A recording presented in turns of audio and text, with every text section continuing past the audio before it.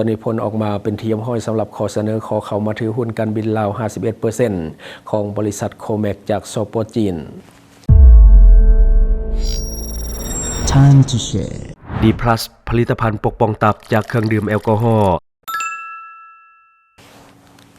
สวัสดีท่านผู้ชมกลับมาพบกับรายการทำทูแสสำหรับหัวข้อข่าวที่เราอยากจะนำเสนอในวันนี้ก็คือเกี่ยวข้องกับเรื่องของขอเสนอขอเข้ามาถือหุ้น 51% ของบริษัทโคเมกจากประเทศจีนซึ่งตอนนี้ก็คือมีการพิจารณาไปเป็นที่เรียบร้อยหลังจากที่ว่า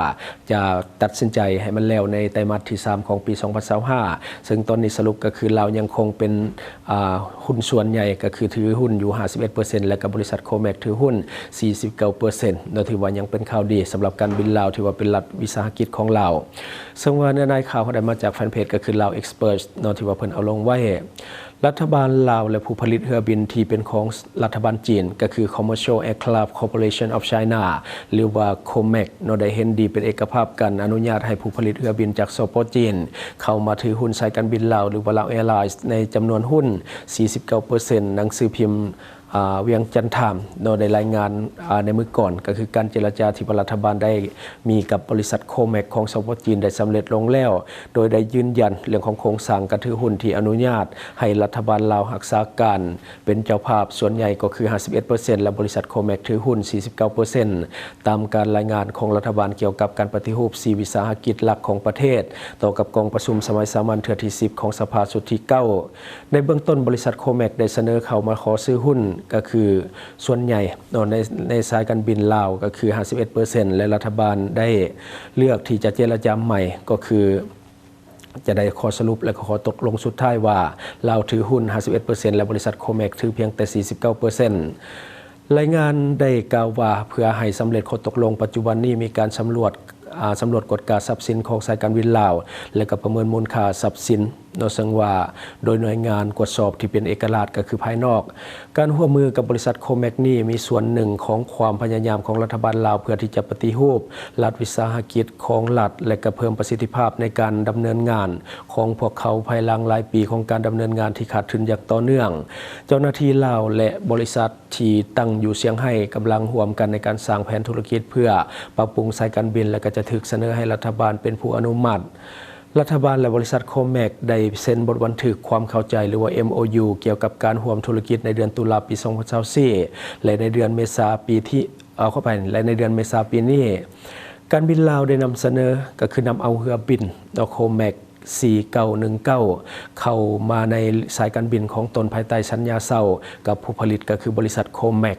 อันนี้ก็คือในของข่าวที่ว่าทางเราเอ็กซ์เพิร์ตเพิ่นเอาลงก็คือเรื่องของการเซ็น MOU ก็คือลาวเขายังรักษาหุ้นส่วนใหญ่ก็คือ 51% และบริษัทโคเมกจากสป.จีนก็ถืออยู่เพียงแต่ 49% ฉะนั้นอำนาจบริหารก็ยังอยู่กับคนลาวเขาฉะนั้นก็ถือว่าลงใจไปอันนี้ก็ใจหายใจความกับรัฐวิสาหกิจการบินลาวยันมันตกเป็นของต่างประเทศถ้าว่าเขาเจ้าถือ 51% แน่นอนละอำนาจบริหารก็จะเป็นของเขาเจ้าก็คือถ้าว่าบริษัทโคเมกเขายื่นขอเสนอมาก็คือ 51% ถ้าว่าเขาได้อย่างที่เขาต้องการมันก็จะมีทั้งข้อดีแล้วมันก็จะมีทั้งข้อเสียสำหรับข้อดีสมมติว่าบริษัทโคเมกนี่ได้ 51% ไปแท้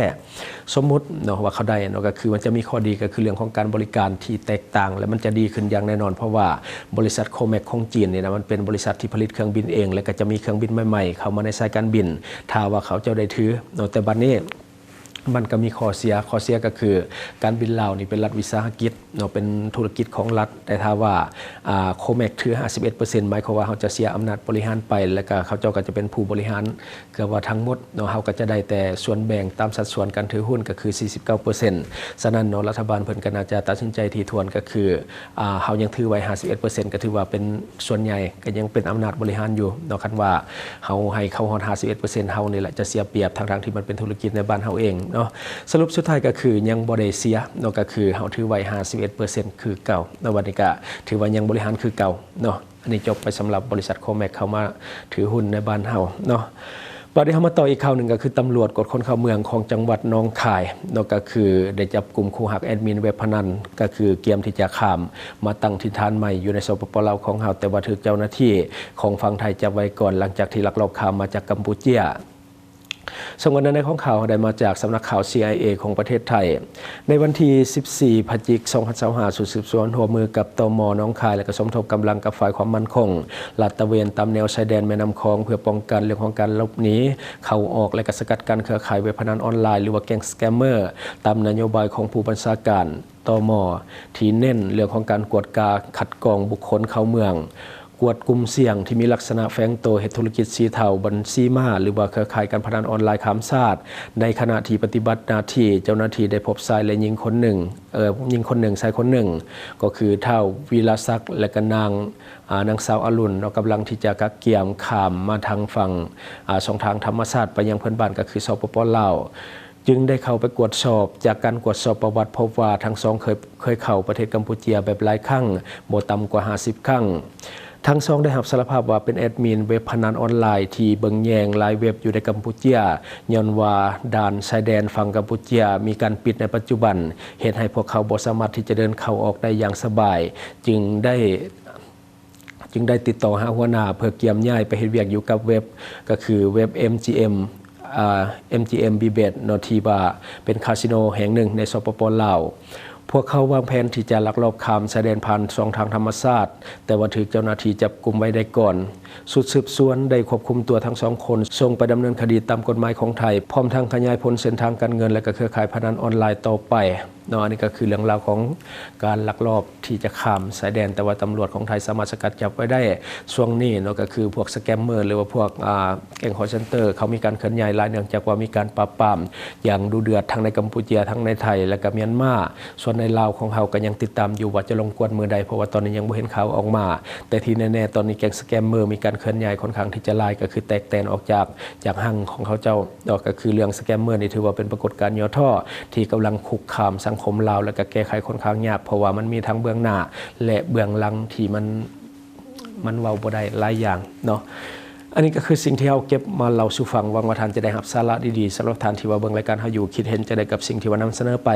ก็อย่าลืมฝากไว้ภายใต้คอมเมนต์ของเฮาและข้าพเจ้าจะเข้าไปอ่านด้วยตนเองขอขอบใจบริษัทเพชรสุขมิไซเจริญทรัพย์จำกัดผู้เดียวบริการก่อสร้างครบวงจรหับสำรวจพื้นที่ก่อสร้างและให้คำปรึกษาโครงการหับออกแบบโครงการต่างๆทั้งแบบ 2D และ 3D การบริการคิดไล่และการประเมินโครงการก่อสร้างหับเป็นที่ปรึกษาโครงการก่อสร้างต่างๆสำหรับท่านใดที่สนใจอยากใช้บริการกับบริษัทเพชรสุขมิไซเจริญทรัพย์จำกัดผู้เดียวสามารถติดต่อที่เบอร์ 02055662255 หรือ 02077776451 หรือท่านจะเข้าไปเบิ่งผลงานที่ผ่านมาของบริษัทพวกเฮาได้ที่แฟนเพจบริษัท PSMC จำกัดอยู่เมืองลาวใช้แต่เงินกีบลาวและส่งเสริมผลิตภัณฑ์ภายในเพื่อลดพรการนำเข้าสินค้าและแก้ปัญหาเงินตา Subscribe for more video.